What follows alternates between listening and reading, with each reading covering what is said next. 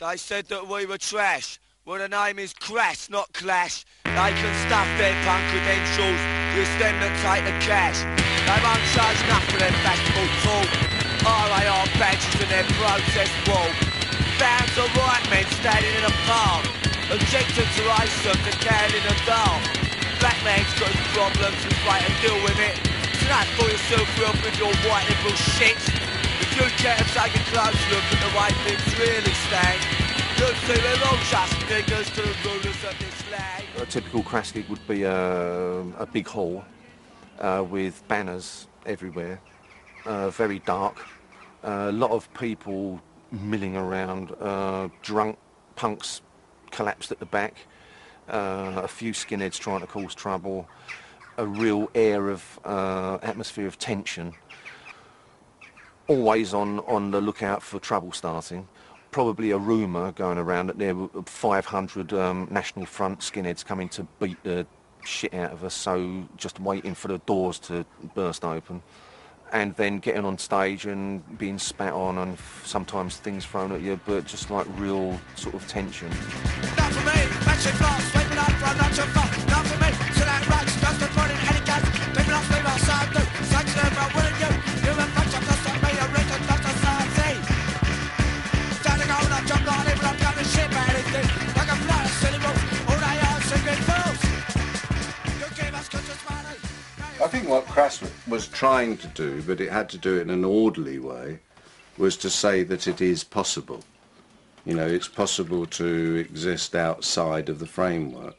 G and myself have really fought hard to sort of understand what it means, rather than just sort of falling into sort of conventional ways of dealing with it. We've maintained the open door policy, we've maintained, you know, trying to expand and extend that and incorporate anyone in the same way as Crass incorporated anyone.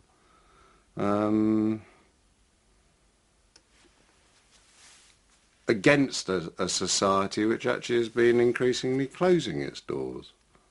You know, I think that, you know, from the 70s, which was really our sort of era in a way, you know, the sort of liberationist era, you know, the fight's got harder and harder and harder.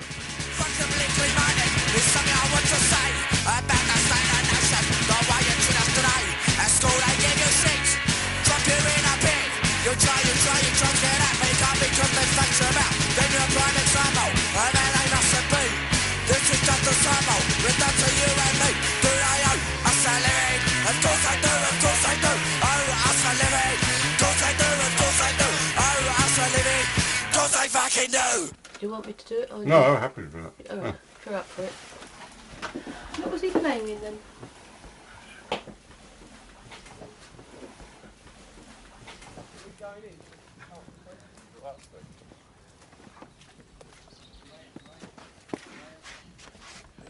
You coming in? Yeah.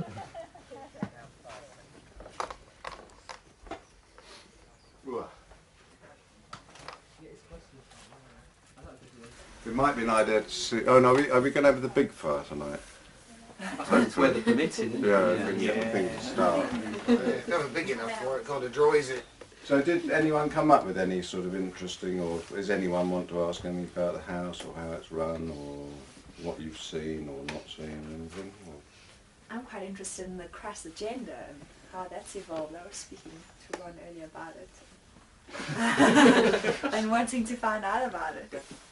When I opened the doors up here, which was 40 years ago, whatever it was very much with the idea of being creative centre. I mean, we were always organic because it's more sensible and it's cheaper, but always the prime reason for us being here, and most of the people who've remained as residents here have been artists or writers or filmmakers or musicians. And then in our spare time, effectively, we tend the garden and do all that stuff. And we've done masses of projects, you know, and Crass was the only project that ever became sort of renowned.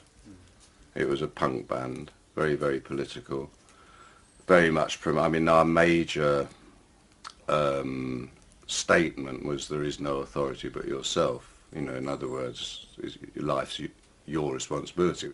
On the one hand, we're sort of viciously opposed to what then wasn't known as globalisation, but we defined as just being rampant capitalism. So on the one hand, we had a very political agenda, but on the other hand, we had a very DIY agenda of basically, well, get a life, sort yourself out, you know. On the one hand, to oppose the material world on every front, and at the same time, you know, offer practical ways of doing it. So on the one hand, we'd be sort of, you know, giving out handouts on how to make petrol bombs or something like that, you know, and at the same time, how to make your own bread. They ask me why I'm angry, why I'm bad. They tell me I've got things they never read. They tell me go to church and see the light. 'Cause the good Lord's always right. So what? So what? So what if Jesus died on the cross? So what about a fucker? I don't give a toss. So what if the master walked on the water? Don't see it, try to stop the slaughter. Say I wouldn't have to live for bins if I would go and look confess my sins. Say I shouldn't commit no crime, 'cause Jesus Christ is watching all the time. So what? So what? So what if he's always over my shoulder? Realise the truth as I get older.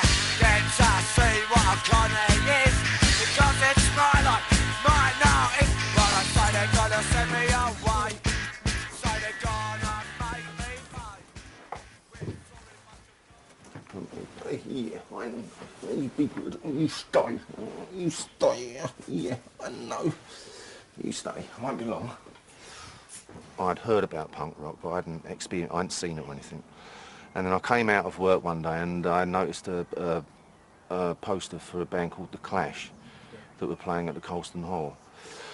So I just went along to see what it was about, and I was just knocked out by it. That for the first time in my life there were a bunch of working class blokes, young men, looking absolutely really frightening, saying the sort of things that I'd always wanted to say, that previously I'd sort of got into David Bowie and things like this and sort of liked it, but it was never that.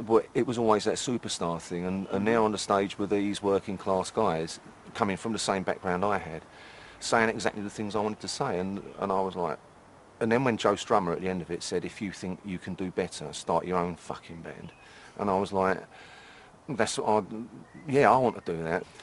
So I went to visit Penny Rambo at Dale House. He was living there on his own at the time, and he said, what are you doing? And I said, I'm going to start a band. And he said, I'll play drums for you if you like. So then I said, well, what about other members? And he said, no, let's just have drums and vocals. And that's how it started. I was writing a lot, and then one day Steve turned up. I'd been listening to Patti Smith and some of that sort of stuff. I'd got an old drum kit, and we just started mucking about. As we went on mucking about, other people would turn up and they wanted to muck about as well. And really, that's how it was. I mean, we certainly didn't take ourselves seriously, and we certainly didn't expect anyone else to take us seriously. We had no ambition to... Well, I had no ambition, Steve might have done, but I certainly had no ambition to do anything, you know, within a sort of consensual, within the construct.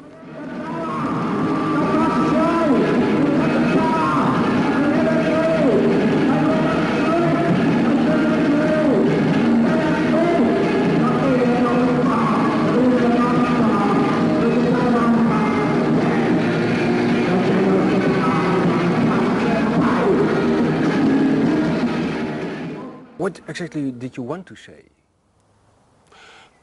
Fuck off, you bastards. I hate you. I want more money. Why do I have to work? Stop telling me what to do. All coppers are bastards. You know, what does a young man want to say when he's angry? And it's...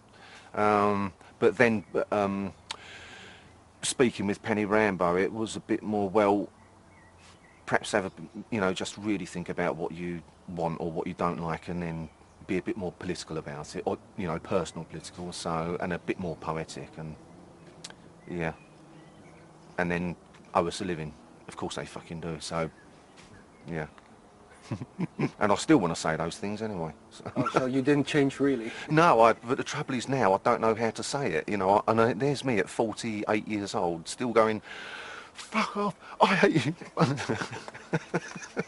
But it's not quite the same when you've got a boy. I am a product, I am a symbol, I'm endless, I'm blessed, fruitless, I'm lost, games. We'll have a glassy match, don't sing my shop, cause I'm in volume in the sunshine, I'm chatting the inch up by the now. This is things I am body, my soul, I don't know. Everyone walks them, I'm the up and I'm body right. I'm a snack on everyone's news, I'm the left and I'm body wants to touch. Much. I am a sample, I am a scapegoat, my useless, useless, endless, mindless ideas. We'll have enough when I'm you far away. My money are you sticking a drop? I've been trying to scum the estate. Now the bad shop, that kind of shop. I don't want your fucking system. I don't want to be on your face. Kept on trying to resist them. No one like me, I'm just. There was a David Bowie song called Ziggy Stardust, and there's a line in it where he says, Ziggy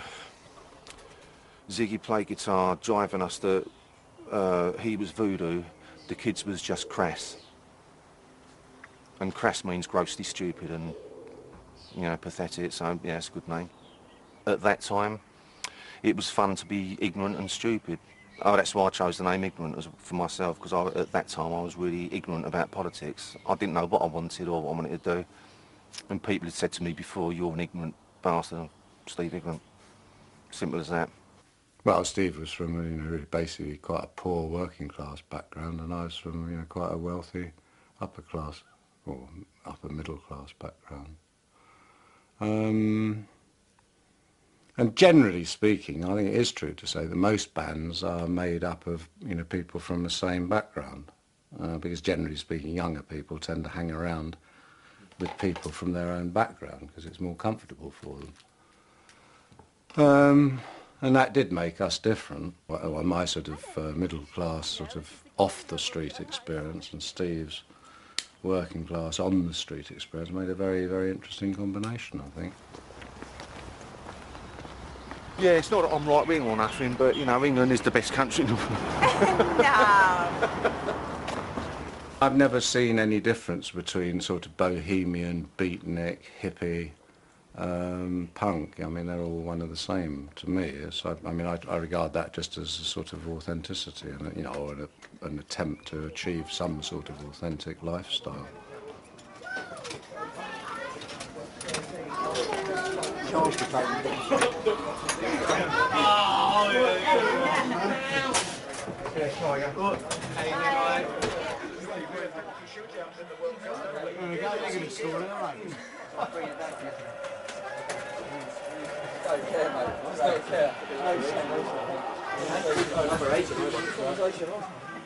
Just one.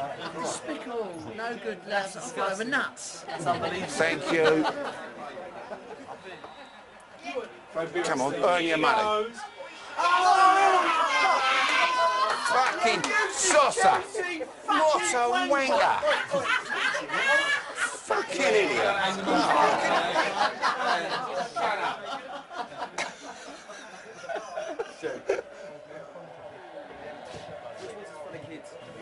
My brother took me to visit Dale House, and at that time I was not a skinhead, but it was the fashion afterwards in England called suede heads, and I went there and I couldn't